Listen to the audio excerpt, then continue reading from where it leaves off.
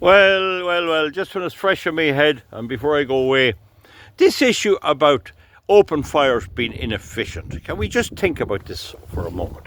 I'll try and keep my hand here to stop the wind button on this.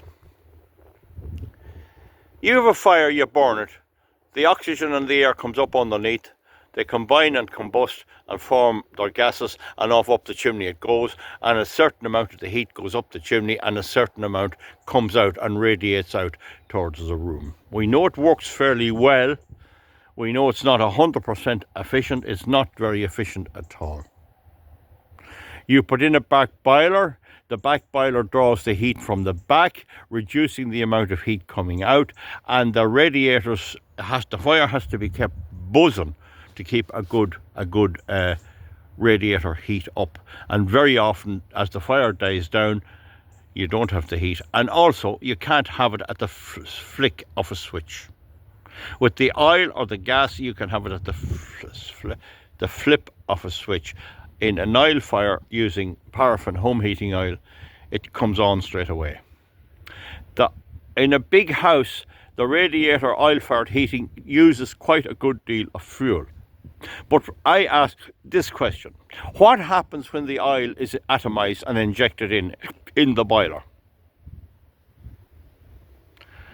Does it not draw in air through the atomizing pump that you switch on?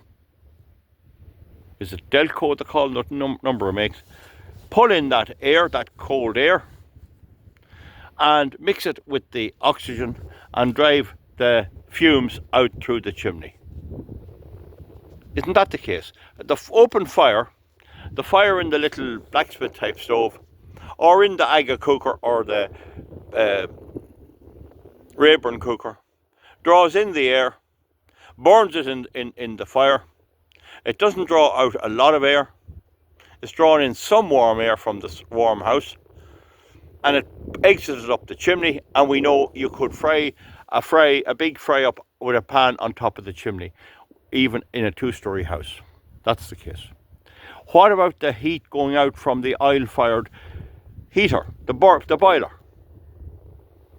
What is the temperature like up on that? Now, sometimes I have a ladder, I might try and check that. But clearly, the gases go through a system to absorb the heat out of it, but they still go up through the chimney. They still go up towards the chimney. And has any study been done? Remember, oil, paraffin and diesel oil are two extremely efficient and intense forms of heat. So when you take away the fumes and the exits, hot gases, hot air, from your oil or gas-fired boiler, what difference have you in that and an open fire or a fire in a cooker? Has that ever been quantified? My view is it hasn't. And I would say when you compare the two, there's not a lot in the difference. Yes, the central heating's handy, but aren't we talking here about the environment and emissions? You have to light the fire. When you get it going, it's comfortable and it's good and warm, and you can cook on it. The turf, of course, is taken away. We're not allowed that anymore. They're bringing it in from Poland.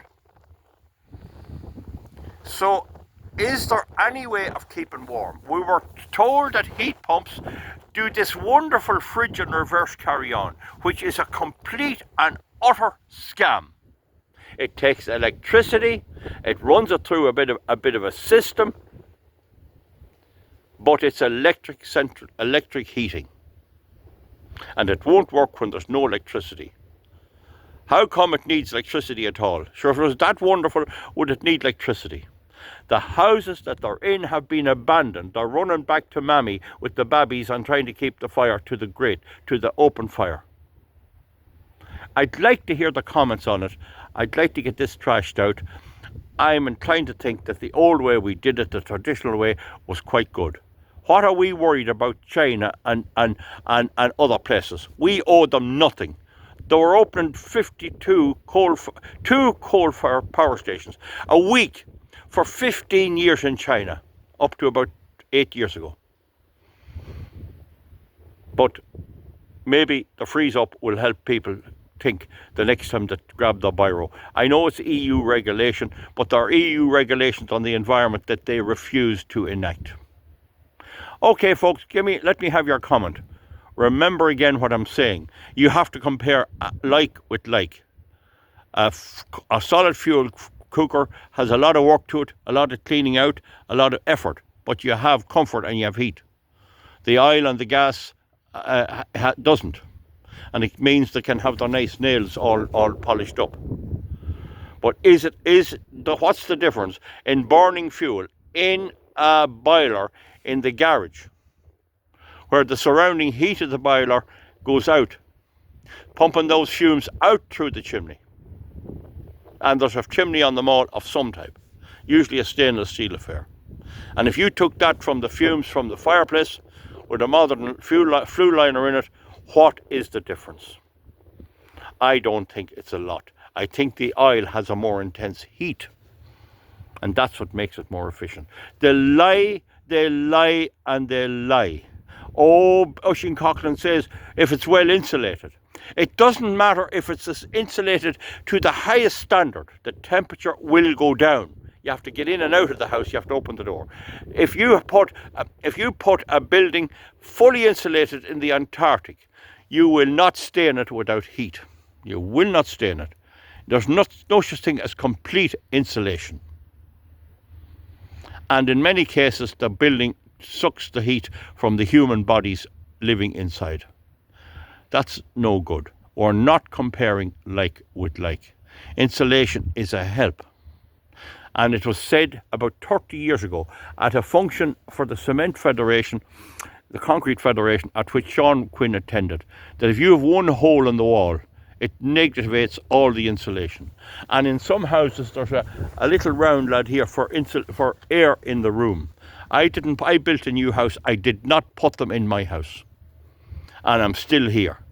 They're only a scam. You do not need air. And if you have the best insulated house in the world, and you have a 3-inch hole here letting in the air, it takes away the whole insulation out of it and turns down the temperature in big time.